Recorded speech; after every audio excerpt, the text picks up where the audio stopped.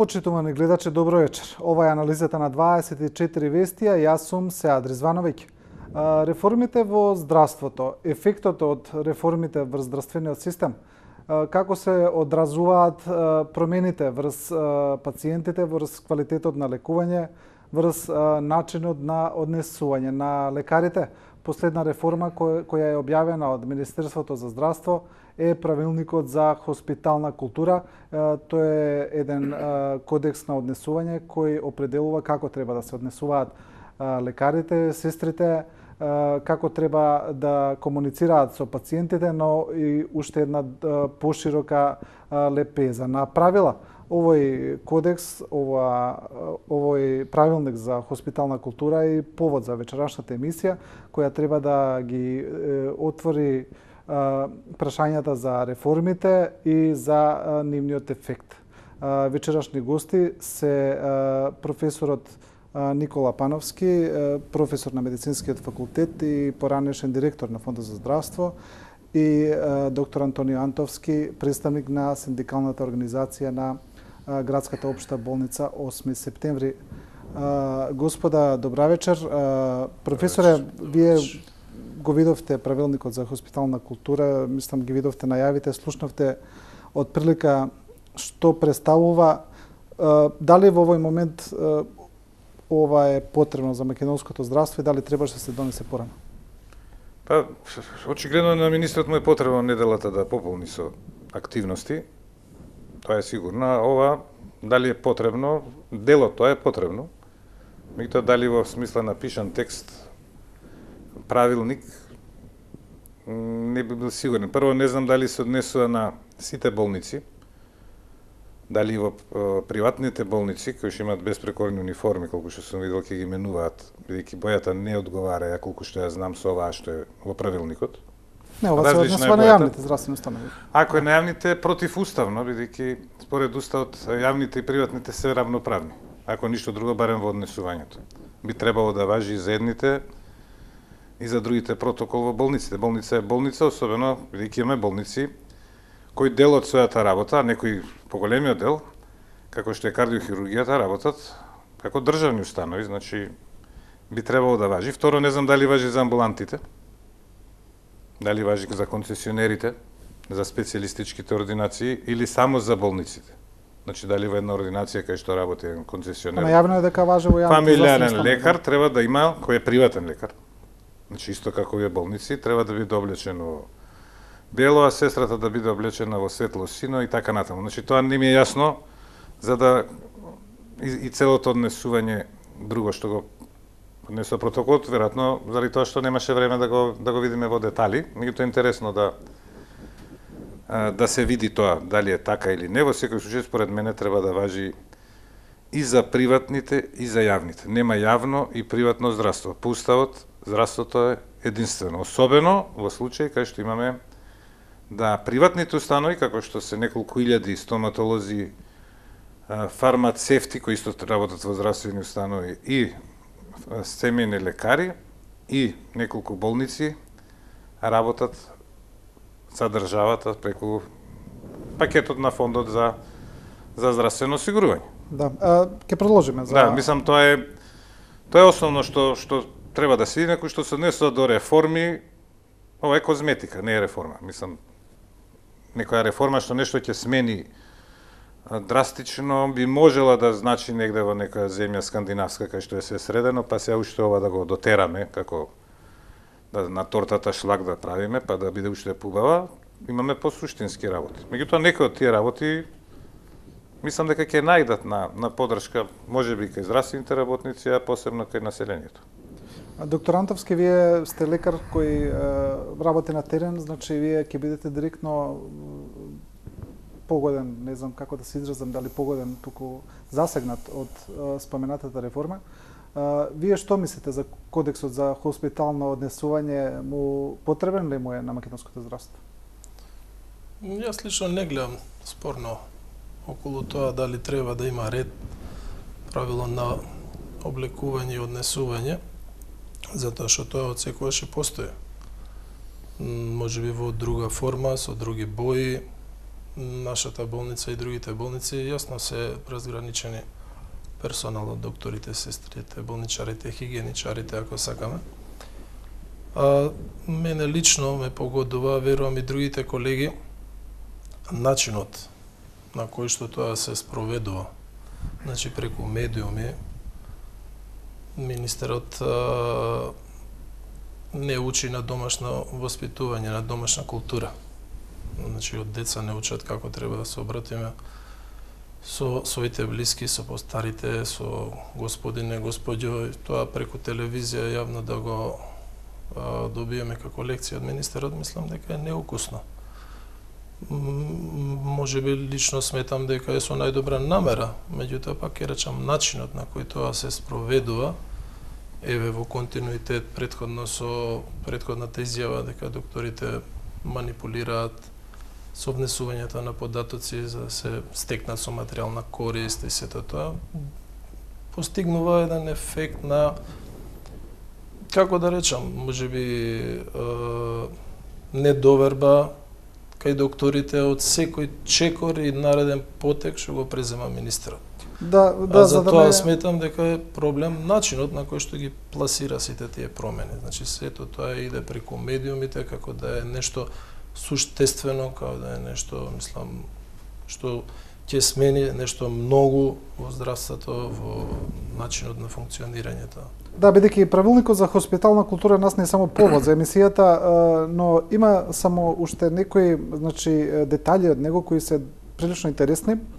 И сега, освен тоа што он уредува како ќе бидат облечен медицинскиот персонал, како лекарите, како сестрите, како техничкиот персонал, има вели вака во кодексот постои забрана за озборување на работното место. Значи лекарите, сестрите треба да се насмеани и љубезни не само кон пациентите, туку и кон своите колеги. И многу интересен сегмент има обврзани се да чуваат деловна тајна. Јас мислам дека во тој дел, во тој грм лежи зајако, значи што ќе се подразбира по тоа дека се обврзани да чуваат деловна тајна, бидејќи имаше случаи како во случајот со доктор Ношпол кој го изгуби работното место поради тоа што наводно издал деловна тајна, тоа што пациентка умирала и не се пружила помош. Значи, дали ќе добиеме едно прешироко толкување што е тоа деловна тајна, што смее лекарот да каже, дали вие утре ќе смеете да излезете пред медиуми и да кажете слушајте, во мојата болница состојбата е лоша, пациентите умираат, немаме лекови или карикирам, не знам, било што. Лично не знам што да мислам за тоа, затоа што ние кога се школувавме, бевме водени од Хипократовата заклетва, значи секогаш да работиме за доброто на пациентот, да не сгрешиме, никого да не одбиеме, да не го делиме по било која основа. Сега за мене ова деловна тајна, ние сме доктори, ние лекуваме, не знам, сега запливате води на нешто производство и тие работи, и затоа лично стварно не разбирам што се сака и што се бара. Може би толкување тоа некои правниците да ги прашаме што би подразбирал. Па ние сме малце поучени од искуството дека толкувањето секогаш оди на штета. Посебно што јас доаѓам од војна средина кај што постоеше тајност и обврзано за, мали кај што се знаеше што е војна тајна, а што е тоа деловна тајна, посебно кога се работи за пациентите, тоа не би знал стварно на што се однесува. Професоре, според ова реформа на Министерството, значи обврзани се болниците за некој еден период да распишат и тендери за набавка на нови мантили, на нови униформи. Значи ова се случува во состојба кога еве доктор Антовски тука може би знае, може би не знам како е во неговата болница, но во повеќето јавни здравствени установи лекарите сами си ги купуваат мантилите, сами си купуваат кломпи. Па така, да се вратиме за тоа што немале пари, не за друго. За деловната тајна постои лекарска тајна, односно да се забрането е да се зборува за да се заштити здравствената состојба на пациентот. Ако на тоа, меѓутоа не се мисли на тоа, тоа е решено со друг закон. Добро, тоа е со закон за заштита на права на пациентите. Деловна тајна нема крај тука, за што може да зборуваме. Ние веќе сме кажале повеќе пати замолчени. Престанаме меѓу себе да зборуваме, бидејќи некој кај нас во нашата земја може би нема цензура, ама само цензура има многу. Од вакви плашења луѓето престанаа да зборат. Престанаа да се смеат. Сега со сила ќе се смееме, зашто така пишува. Да. Човек што не е културен, не може со протокол и со правилник да направите култура. Таа културата се создава со години, а најмногу навредува и она обука, кого ќе праќаат во обука. Кој е тој што ќе оцени дека јас сум некултурен, па треба да одам на обука, а овој е културен и ќе му даеме сертификат. Кој е тој што е покултурен од мене како прво? Па ќе ме оценува или не знам некој друг и каде е таа граница. Што се однесува до униформите, негде веќе постојат униформи, нови, меѓутоа не одговараат на тие бои. Не знам зошто е битна бојата да биде таква што фали сината црта кај сестрите. И мислам дека многу таа униформираност пречи, па дури и начинот што смееме да зборуваме. Ако гледаме доктор Хаус, тој не може да влезе кај министров Тодоров по ниеден основ. Зошто? А спасува животи. Може и кај нас има некој доктор Хаус или некој што личи на него. Значи никогаш не носи мантил. Скоро никогаш не е избричен, безобразен е, меѓутоа спасува животи. Ако ги ставиме целиот негов тим, кај што 10 доктори работат на еден пациент по една недела за да го спасат, тој починок нема да добијат ништо. Секогаш ќе бидат. Значи, тие се парадоксите. Медицинава ја ставиме во еден таков калап да луѓето веќе престануваат да бидат креативни. А креативците се тие што го држат здравството. Без разлика што знам дека повод за овие работи се безобразни, службеници, шалтерски работници, доктори и така натаму. Да, не е спорно. Значи... Меѓутоа, тука мислам дека се нарушува малци традицијата.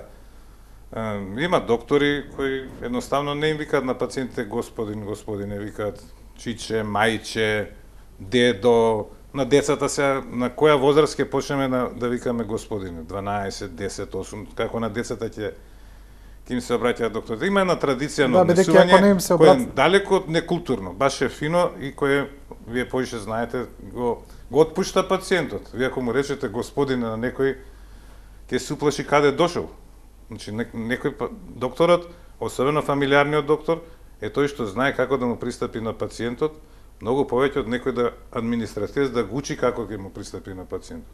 Тој знае на кој пациент како да му се обрати. Не треба тоа во правилник. Може би треба на факултетот да оние што ги воведон, што многу контраверзни промени во медицинските студии, значи медицинските студии се разликуваат од другите студии, може би требаше тука да се воведе таков предмет на студентите, а не сега на некои доктори кои работат 20 години или на сестри да дадат на обука. Мислам, на вистина кој ќе го чујат на телевизија што кажа колегата малце навредливо. Без разлика што може би намерата е добра. Да. Добро, пред да продолжиме со разговорот, значи јас... Така да што се однесува до тендерите, треба да има преоден период. Ако имаат нови мантили кои ќе траат 3-4 години, да не се инсистира сега сите тоа да го прават. Пред се надевам дека има преоден период за болниците кои претпоставам и до сега дека распишувале тендери. Да, ќе се вратиме на ова, значи пред да продолжиме. Мислам дека тоа е сепак козметика, каква боја ќе бидат по 3 години убави, нека бидат сите исти, меѓутоа не е тоа суштината. Да. Пред да продолжиме сакам да го слушнеме дел од излагањето на министерот Тодоров. Значи јас сакам да потенцирам дека и министерот Тодоров е повикан да учествува во вечерашната дебата, но тој не дојде, затоа ние ќе пуштиме дел од пресконференцијата на која министерот Тодоров ги кажува кои се целите на оваа промена. Овој протокол е двостран, двонасочен. Се однесува на докторите, на вработените во здравствените установи, но исто така се однесува и на пациентите. Докторот, кажавме, треба да му се обраќа исто така да се пресира во второ лице множина, треба да му се обраќа со доктор и неговото презиме, а исто така треба да биде начинот на обраќање кон пациентот. Една работа која што е клучна, која што за малце ќе заборев да ја кажам, е за сестрата. Сестрата задолжително треба секогаш пред пациентот да влезе во просторијата кај докторот, да го најави пациентот и да излезе. Работата на сестрата е тоа, да влезе кај докторот, да каже доктор Карамфиловски, господинот тој и тој, повелете, и да излезе. Значи, тоа е односот, тоа е начинот на кој што функционираат сите средени и високо развиени здравствени установи. Нема потреба да паѓаме на еден испит кој што се учи или еден начин на однесување кој што се учи уште во најраната возраст на образование и воспитание. Верувајте, на овој испит многу долго здравствените установи во Република Македонија паѓаат. Доктор Антовски, го слушнавме министерот Тодоров. Значи, јас навистина не сакам премногу да се задржиме на правилникот, но еве, значи мораме да искоментираме. Едно од правилата е, вели, сестрата секогаш без исклучок треба да влезе прва во собата кај лекарот да го најави пациентот. Можно ли ова во пракса? Конкретно, значи во нашата болница, во поликлиничкиот дел, амбулантите се поинаку концепирани. Значи, системот е шалтер, амбуланта, и тоа можам да кажам дека нашата болница функционира одлично, систем кој што е замислен од времето како што треба и конкретно во нашиот случај тоа не е изводливо. Значи, нема можност да обезбедиме за секоја амбуланта поединечно сестра да дојде да го најави пациентот, затоа што тоа би значило застој во работењето. Ќе се губи многу време во таа процедура. Да, технички е проблем. Технички, дали во сите тие, не само кај вас, и во другите здравствени Конкретно може да зборам за нашата болница. Ние имаме од пред многу години инсталиран систем за звучна и светлосна сигнализација, дали амбулантата слободна, дали може да влезе наредниот пациент, да биде повикан. Сакам да кажам систем кој што е одлично замислен, сега ми е... Сега прашање, дали има доволно сестри, значи во другите здравствени установи, како функционира? Значи, апсолутно не. Еве ако нема сестра да го повика, што ќе правиме? Ќе стои пациентот у ходник, лекарот не смее да го прими. Значи, бидејќи според правилникот не смее да го прими. Ве разбирам апсолутно, значи ако веќе правиме правилник што треба да се почитува, треба да се почитува, нели? Во нашата болница конкретно е недостатокот на средно медицински персонал повеќе изразен, него ли недостатокот на доктори. Има и правилник вели, значи освен тоа како сестрите и лекарите и сите треба да бидат облечени, па нели вели да не бидат провокативно со длабоко деколте, со кратки сукни, што ете и можеби е во ред, но вели и да не користат премногу силен и нападен парфем. Па еве како прашање ми се поставува кој ќе го оценува тоа, ќе ги мириса ли некој сега сестрите и лекарите, па ќе оцени дали е силен или слаб парфемот, не знам. Треба ли посебен човек за тоа да има? Тоа треба да го прашаме министерот. Па не, ако постои правилник, треба да се почитува тој правилник. Човек што нема работа треба да го земе тој правилник и да го чита се, дали стварно парфемот го пишува натрепа, има ли? Пишува, да, пишува. Кој е тој што го оценува? Па хула хопките ги спомнавме, па. Да. Дали има еден убав опис? Точно пишува какви треба да бидат, какви биле мрежасти. Тоа мислам од кога дојде оној закон за медицински студии и закон за, бидејќи ја повеќе работам во образование, више овие работи ми се депласирани. Има многу посуштествени работи што се донесени, кај што човек крева раци и вика кои се тие работи, Господ да им помогне на помладите. Кои се тие работи? Па не знам, за медицински студии, например, имате дека се полага државен испит, во кој во секое време може да влезат државните органи и да проверуваат дали испитот кој се полага, стручен испит. Има многу работи, така и може да го прекинат, ако имало препишување или не знам што, како да се работи за луѓе кои се цело време гледат нешто да украдат, а други останат да ги фатат и они ќе проверат и може да секогаш во комисијата да имало луѓе од министерствата кои ќе учествувале во тоа, кои немаат врска со стручноста, меѓутоа да они ќе оценат да може да одземат тест, да го прекинат испитот и така натаму. Не знам 48 дали било тоа, јас само дав една пример дека треба да се напише кога веќе збораме за облекување дека тие луѓе треба кожни мантили да носат. Тие што доаѓаат од надвор. Дека ме потсети на тие времиња.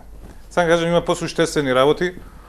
Не знам, сега разбрав, беравме продекани, не можело тајно гласање, порано беше по закон тајно, тоа било укинато се, значи, да не зборам, тоа е веќе друга тема, меѓутоа има многу посериозни работи од овие како ќе бидат хула хопките да се пишуваат во правилник и повторно прашувам, мора тој да важи и за приватното здравство. Не може да не важи. Значи, сестра мора да го најави. Дали мора да биде сестра, не може ли некој од администрацијата, што нема друга работа, да речеме, да го најави, ако мора да биде најавен. Па една од Може он да тропне и да влезе. Или да има, тоа веќе се воведува бројче, па кој ќе му светне неговото бројче, да тропне број 24, да влезе, да рече, еве, јас сум број 24, зашто мора да го најави, зашто мене у банка мора некој да ме најави на шалтер, кој ќе ми го кажат бројчето, така, мислам, не е тоа за правилник. Може би е сугестија, кај што има можности дека треба тоа да се направи. Јас сум бил на телевизија, сум го кажал, па потоа ми се смеја. Реченицата беше, насмевката е бесплатна. Ве молам, насмејте се, повеќе зборува за оние што прв пат доаѓаат со пациентот. Шалтерски работници, веќе навистина имало кај нас, некој обтегнат на фотелја и едвај со мака да каже кај треба пациентот да оди или и така натаму. Демек, еве, сега ние треба да се смееме. Јас сум го кажал тоа, меѓутоа ни на крај паме да го пишеме во правилник. Сепак е тоа работа на раководителот, работа на домашна култура. Тој треба да постави луѓе, самата болница ќе добие рейтинг со тоа. Мислам дека со протоколи само страф ќе се направи сега да барат таму сестри во секоја амбуланта што мора да го внесе пациентот. Место нешто друго да работи, ако има 10 амбуланти, треба 10 сестри тоа да работи. Една од Да го внесе и што ќе прави во следните 10 минути. Може не му треба на докторот сестра. Во приватни установи има кај што специјалисти кај што не им треба сестра, работат сами, психијатри, не знам. Не им треба едноставно сестра. И си работат супер со години. Заради тоа ли ќе треба да, ако идеме стрикно да го почитуваме протокол? Да, еден од посушествените проблеми кои ги спомнавте, значи, а со кој е поврзан на некој начин овој протокол е долгот на јавните здравствени установи. Вие сте добро запознати со тоа, значи во последните 5, 6, 7 години долгот на јавните здравствени установи вртоглаво се зголеми, значи премина флуктуира нели долгот во зависност од состојбата, но е поголем од 50 милиони евра. И сега истите тие јавни здравствени установи кои со години не може да им купат матели на лекарите, кломпи, значи работна облека, не можат за тоа што веројатно тонат во долгови, немаат пари, па лекарите сами се купуваат, сега се обврзани да ја набават униформи. Значи дали требаше наместо да се најави бомбастично оваква реформа, министерот да излезе и да каже како ќе го реши проблемот со тонењето во долгови на јавните здравствени установи? Па проблемот е што не се признава тој долг на некој начин, тој го има одлична веб страна Фондот за здравствено осигурање, може да се види. Меѓутоа за да нешто да се реши треба да се признае како дека постои, зошто е јавен, што се проблемите и да се бара решение. Во тоа решение треба да се прави јавна дискусија, да се види разни издруженија на пациенти, фондот, други установи да видат каде најрационално да се потрошат тие пари. Можеби долгот значи дека имаме многу подобро здравство. Меѓутоа не се кажува ништо. Јас самиот долг ништо не значи. Ако со тој долг ние сме излечиле, се продолжил животот на пациентите, се подобри квалитетот на здравствена услуга, производот наше здравје, меѓутоа ние воопшто не го гледаме производот, почнуваме од последиците, тоа се долговите, така да тешко е да се направи анализа. Може само да се шпекулира, јас само можам да споредам дека јас кога бев директор 2005-та, да речеме, во средина на тој мандат, 110 милиони беше помал буџетот од сега. Некој што бил пред мене уште помал буџетот. Вкупниот буџет на здравство зборува. Значи буџетот на Фондот за здравствено осигурување годишен бил во евра ќе кажам 250 милиони евра. Сега околу 360 милиона, со тоа што државата многу повеќе учествува со 30-40 милиона годишно, тоа што учествуваше со нецел милион годишно. Значи е зголеме за 110 милиона и би требало здравството да биде значително подобро. Барем за третина. Порано. Да, барем за третина. Еве да речеме дека долговите се исти. И тогаш имало обврски, се намалија негде 2006 па 2007 скоро се избриша од фондот, меѓутоа останаа во здравствени организации никогаш не биле под 20-25 милиона, нешто се преби. Меѓутоа требаше да има резултати. Ја не викам дека нема. Меѓутоа нема расправа, нема дебата да видиме ова е подобро, па ќе признаеме дека е подобро или е полошо, па ќе видиме дали е навистина полошо, па ќе излезат представници од разни здруженија на пациенти и така натаму, доктори. Јас мислам дека вие тешко може да најдете доктори што ќе кажат каква е состојбата. Тоа е нашиот проблем. Да, еве... Значи, да е добра и да е лоша, нема кој да каже, нема дебата. Луѓето бегаат од соочување со проблем со кој би требало најнормално да се разговара. Значи, не е ништо страшно, ако има 50 милиона долгови во здравството, како што има сегде, ако министерот каже дека тие се за ова, или директорот на фондот, или некој од болниците, за што се потрошени тие пари, кои здравствени услуги се оведени, што е подобро и така натаму. Еве, доктор Антовски е тука, значи, лекар кој работи и кој може да не каже подобро ли е доктор Антовски? Значи, во изминативе години, вие во вашиот сегмент, конкретно на вашиот одел, во целата установа, гледате ли квалитативно подобрување? Добро, ние може да се пофалиме. Тука е неспорно. Зборувам генерално. Генерално зборам за болницата, значи. Секогаш кога зборувам за нашата болница. Значи, се инвестира многу во опрема во изминатите 2 години. Сега треба да добиеме повторно нова опрема и тоа ќе не засегне сите оддели. Се реконструира добар дел од болницата, моментално еве одделот за кардиологија, каде што сум раководител, е во фаза на реновирање. Значи, тука суштествени, значајни работи се случуваат да се создадат подобри услови за работење и со тоа и подобар квалитет во работењето. Проблемот е единствен, јас го лоцирам во организирањето сега на работењето со наметнување на плаќањето по успешност. Каде го гледам проблемот? Проблемот го гледам во тоа што не успеавме да се договориме со министерот да ги дефинираме времетраењата на интервенциите, на прегледите, на диагностичките процедури. Значи, тука требаше да се направи некоја стандардизација, не да ја измислиме ние, него да ја прифатиме таа што е сегдека во развиената Европа и во Америка, што ја... Министерот неодамна кажа дека вие, значи, сте ги манипулирале податоците, лекарите од вашата болница и дека лажно сте го представиле учинокот. Видете, за мене е тоа во најмала рака невкусно. Значи, со таа изјава министерот директно удри по нашиот интегритет, по нашето достоинство. Мислам, невкусно е да се каже дека докторите се способни да манипулираат со сработеното за да добијат некаква материјална корист. Мислам, стварно, за мене, барем дегутантно. И за тоа немам што да коментирам. Кога се кажува материјална корист, се мисли на платата? Да, апсолутно. Значи, да докторите ја добијат таа плата која што нормално ги следува, која што знаеме дека не е многу голема, меѓутоа за жал таква е каква што е.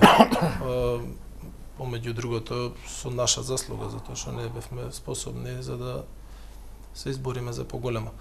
Меѓутоа мислата ми беше значи друга. Проблемот е што моментално во нашето здравство почна да функционира еве системи на закажување на прегледи на пациентите. Меѓутоа, во една установа прегледот, на пример, на кардиолог се закажува на 20 минути, во друга на 15, имаме прегледи на 10 минути. Значи, тоа е недозволиво. Недозволиво, затоа што тоа е нешто што на пациентот му следува.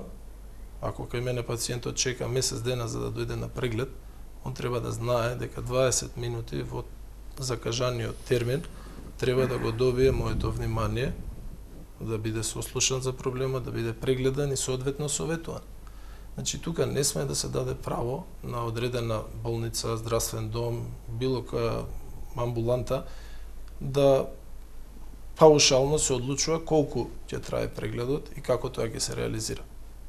Значи тоа е нешто што ја лично го побарав од премиерот и за волја на вистината он апсолутно и го прифати.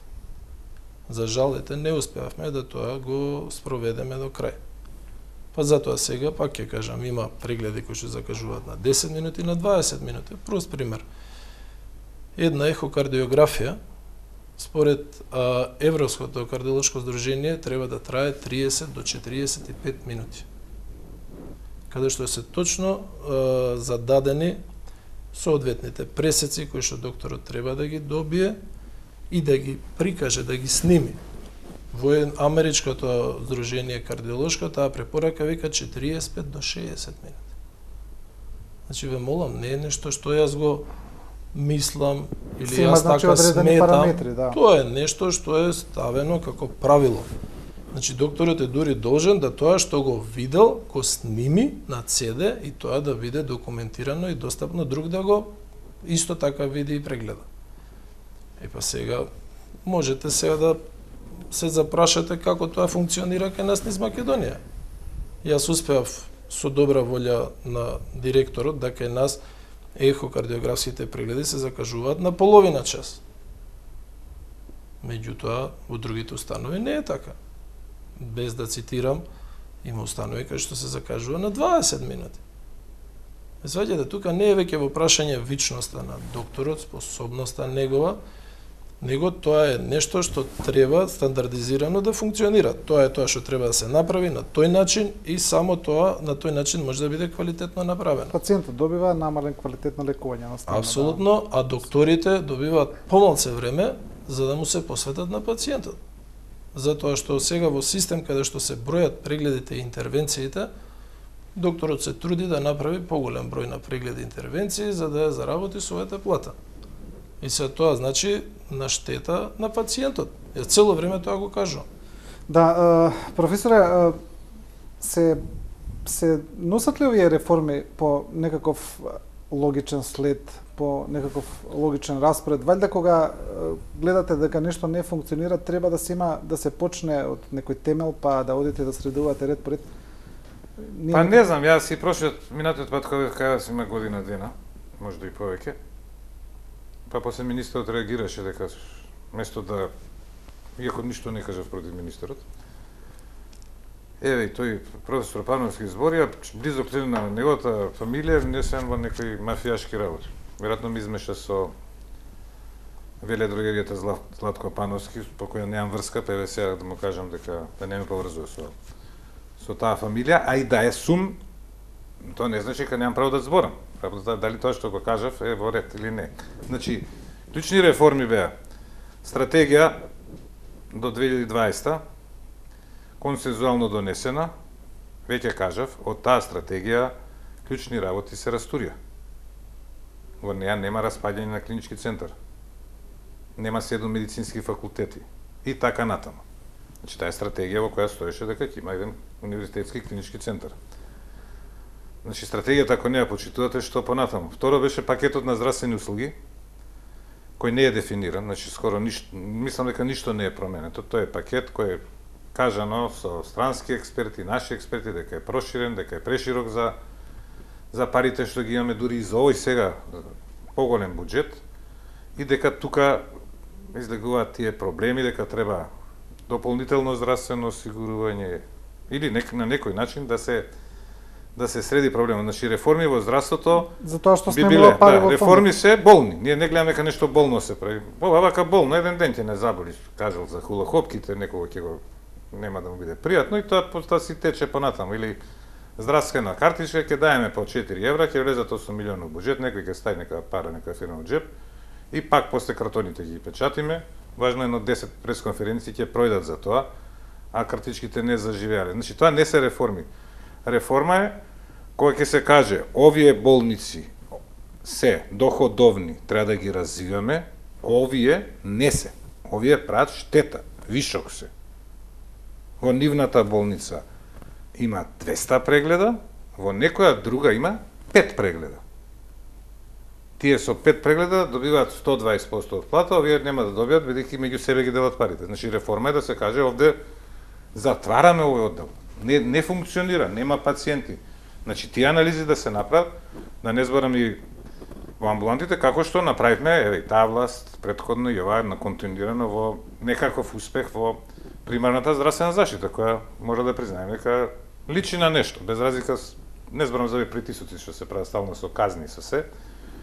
Меѓутоа заличи таа реформа беше во фармацевскиот центар, меѓутоа во болниците таа реформа не е завршена. Значи, тоа е една работа. Второ, не е реформа да ставите плакат, болницата има се. И докторот, ако каже дека нема се, и ви каже дека нема, не мора да ви упати нигде, да ви каже, тој лек што ти треба тебе, болница моментално го нема. Тоа е го најголема болница може да се случи. Ако тоа го каже докторот, пријавете го и како што го споменавте, ортопедот ќе добие отказ. Тоа е за мене страшно, јас не влегувам во јавна здравствена установа да се лечам. Ако имам пари, бидејќи не сум сигурен дека ќе ме лечат со најдоброто, бидејќи таму вика мора се да има, а знаеме дека нема. Не може се да има, дел од работите не се ни на позитивна листа. Значи има работи кои помагала некој кои воопшто не се рефундираат и логично е да му кажете на пациентот да го купи. Значи тоа се решава со тоа што ќе има основен пакет за сите еднаков и дополнителен пакет. Ние сега сме стајни во ситуација, и таа реформа би била, да тие што имаат пари одат директно во приватното здравство, тие што немаат пари одат во јавното здравство. И се повеќе се расслојува со овие сега инспекции да и она некоја меѓу варијанта се заврши да сите од јавното здравство што нешто значат, не ги оправдувам што работат спротивно на законот, меѓутоа и законот е нејасен многу, отидат во приватно. И да јавното здравство на крај остане оној основен пакет. Меѓутоа тоа треба да се напише и не е добро да остане основен пакет. Мислам дека многу добра беше таа реформа кога докторите бар привремено може да работат во сопствената установа без да одат во приватно. Да, сега Дополнително зборам за дополнително. сега гледаме дека и Меѓутоа не заживеа и таа, бидејќи некако и самите ние сме криви, што не. Да, апсолутно. Гледаме се нешто да Сега гледаме дека и Да не се државниот направи како што треба. здравствен и санитарен инспекторат држи вонредни пресконференции на кои кажува кои лекари се фатени како работат незаконски во приватни здравствени установи. Доколку го прекршиле законот, тука ништо не е спорно инспекторатот да реагира, никој не го спори тоа. Но треба ли да се држат јавни пресконференции за тоа? Ја не гледам потреба од сето тоа. Значи, ако е на било кој начин повреден законот, има начин, органи, правосудство, кои што треба прво да докажат дека има повреда на законот, па после некој да одговара. А вака со јавно излегување во медиуми, докторите, не е важно било кој, значи, се доведуваат во ситуација да се осудени однапред. Мислам, не гледам стварно во тоа никаква оправданост. Да се руши и презумпцијата на невиност? Апсолутно, значи може некој да биде крив само од кога ќе се докаже дека е крив. А со тенденциозни најави во медиуми, со име и презиме, цитирање, мислам дека тоа не е во ред. Сега не да испадне дека јас како доктор, па со колегијалност према колегите, меѓутоа тоа важи за секого, не само за докторите. Доктор Антовски, помина доста време од воведувањето на учинокот, од потпишувањето на договорот на министерот со синдикатот. Вашата синдикална организација тогаш не се согласи со тоа, не знам каква е состојбата сега.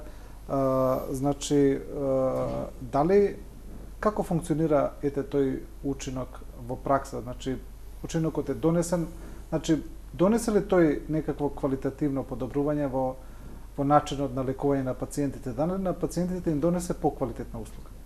Еве, дали нешто се смени од пред 2 години до сега во начинот на лекување? Јас кажав повеќе пати и на министерот и на премиерот дека системот како што е сега концепиран не е во состојба да препознае квалитет. Тука е основниот проблем. Затоа што сите работи што се преземаат со цел да постигнеме подобро лекување на пациентите. Меѓутоа, едниот проблем кажав. Не се договоривме да ги дефинираме стандардите. Значи не зборам за норми, зборам за стандарди, кои што ќе важат секдека подеднакво.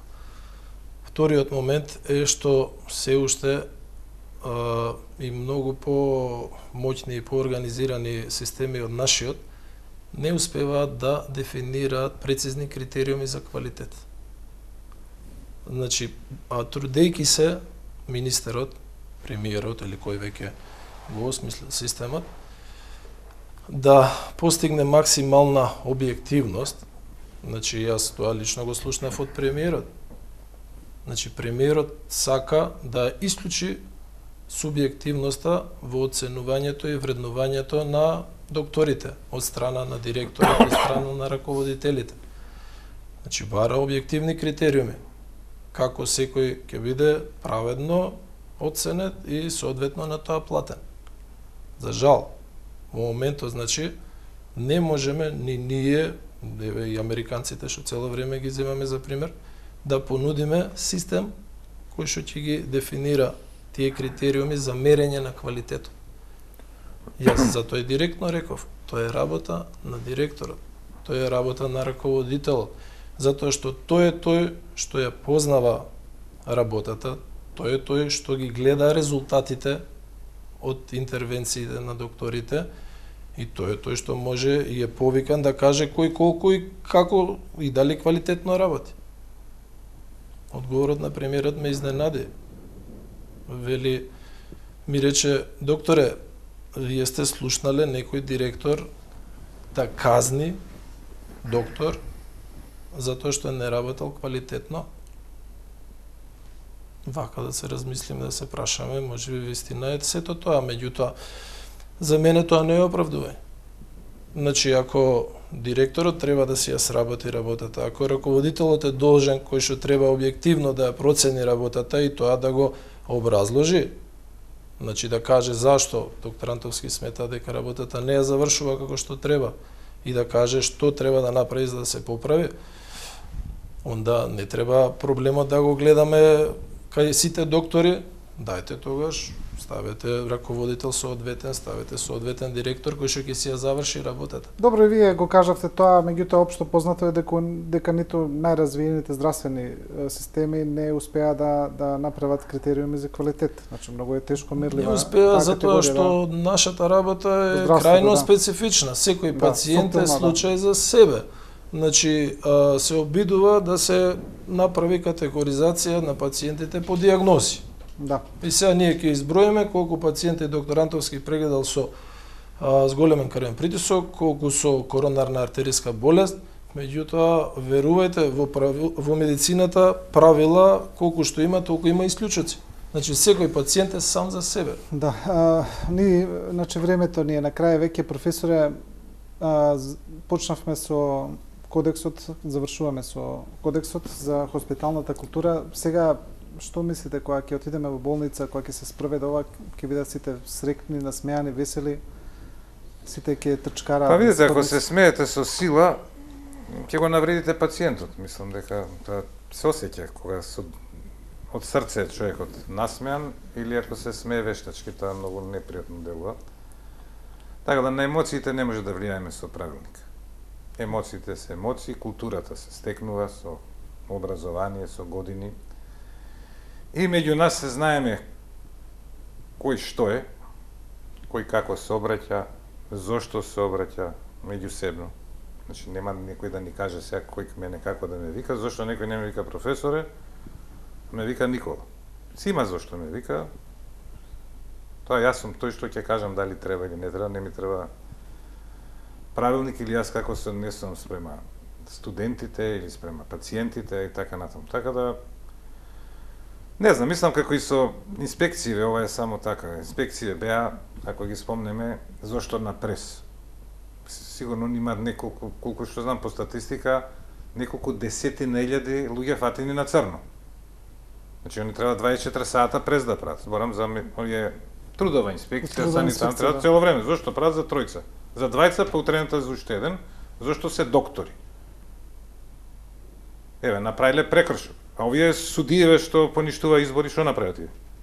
Кај се тие да ги видиме по име и презиме? Кај што целиот народ знаека поништува зошто ми рекол некој дозгора. Замислите на доктори, се на докторот да му кажат, од утре нема тој лек да одаш, ова ќе го даш. Ама ово е по правило. Ако е по правило, на партијата на власт, тој лек ќе одговара во моментот. И ти така ќе делаш. До таму стигнаме ни.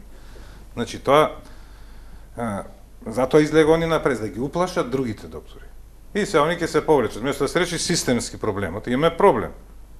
Имаме пациенти кои сакаат да се лекуваат пола во јавно, пола во приватно. До негде во јавно ќе им направат преглед, после во приватно да добие некоја услуга. Не може да добијат редовно, немаат пари директно да одат само во приватно и така натаму. Значи има проблем кој треба да се реши системски. Сега 2 месеца, 3 ќе се кријат докторите. Не ова прв пат, не е и само со оваа власт, па после пак ќе почнат да подработуваат од лево, од десно и пак ќе си тече таа работа. Така да со кодексот дека ќе се смеат сите, мислам ќе се смеат, меѓутоа на што ќе личат. Се назбирам камерите се исклучени да не се гледаат на што личи некој ако се смее вештачки. Мислам сепак тоа треба да е природно. Тоа може да важи за оние на шалтер што се ги примаат и така натаму, меѓутоа само насмевка, не знам, не мора да значи секојаш насмеано овако, зависи, некојаш тоа се тешки болести, некојаш не се ни засмеени. Ќе ве сватат погрешно ако се смеете, кога му кажувате каква болест има роднината негов или некој близок. Мислам тоа повеќе знаем. Да. Што е директно врзан со пациентот. Господа, ви благодарам за гостувањето во емисијата. Ова беше 24 анализа посветена на здравствените реформи на Кодексот за хоспитална култура. Вие останете со програмата на 24 вести, следува информативниот блок.